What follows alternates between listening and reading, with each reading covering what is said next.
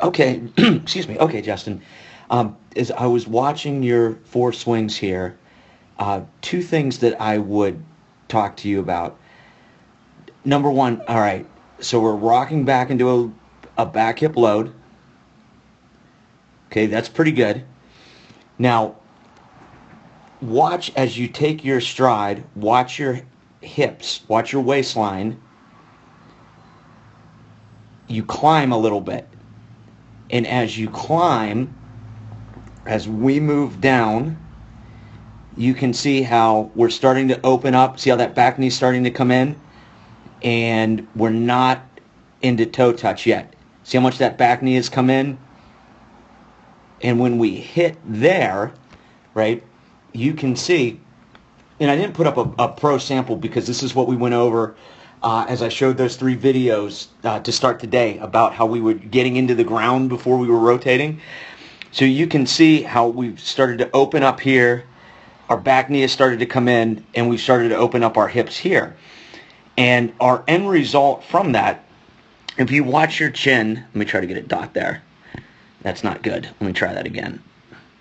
That's close enough to illustrate this. As you watch your chin as you come through, you can see how your head comes up and our direction gets to be around.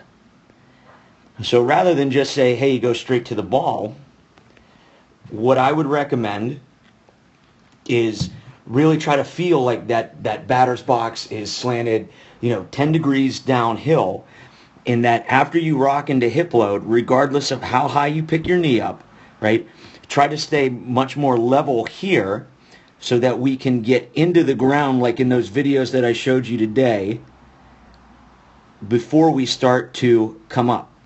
Before we start to rotate to the ball. So we climb in our stride and then we start to rotate here, just watching our back knee and our front hip. See how we've rotated before we're into toe touch. And that's what ends up setting our direction to be around the ball and up. As we get into immediate preparation at heel strike, you can see like at this point now we've really started to open up, setting us to be around.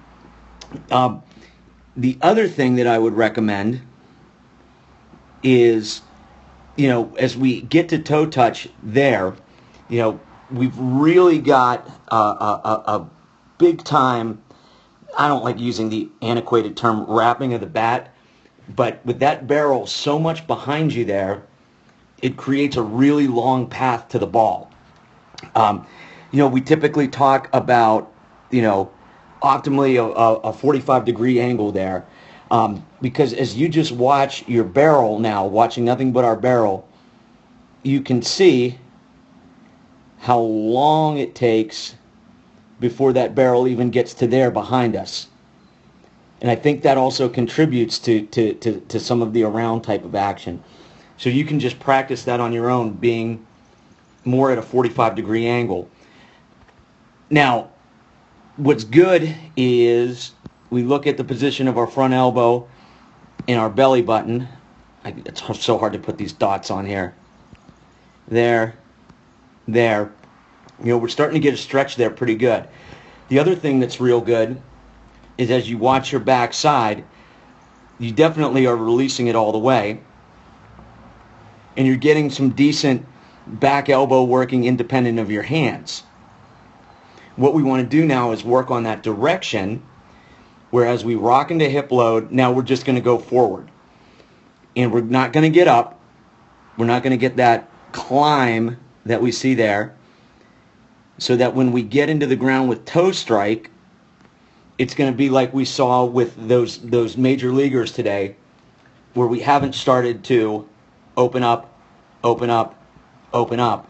but rather the first time that we start to feel that turning action is when we get to immediate preparation, when our heel comes down.